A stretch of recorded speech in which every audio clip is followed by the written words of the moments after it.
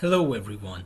In today's video, I'll show you how to sign up and download the Kajabi app on your laptop.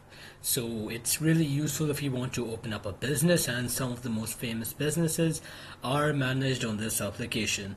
So what you need to do is first you need to go on their website and press on get started to sign up. Now from here you can either write your first and last name and email address to continue, or you can simply press on continue with Google and use the Google account of your choice. And you would also need to add your card information after you're logging in with your Google account, since they're going to start you with a 14-day free trial, and after that the payment to work on this app will be $200 per month.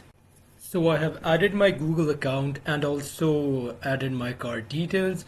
Now you need to answer a few questions. Now you need to select what brings you to Kajabi. Let's say you're casually exploring. How would you describe yourself professionally? You can say, let's say you're a content creator. Do you currently run an online business? If you run full-time or part-time, you can answer the question accordingly. Let's say you're not and you're interested in starting one. Which industry is more relevant to your business? Let's say business and finance. How many followers do you have on your social media? Let's say I have 1,000 to 10,000 followers.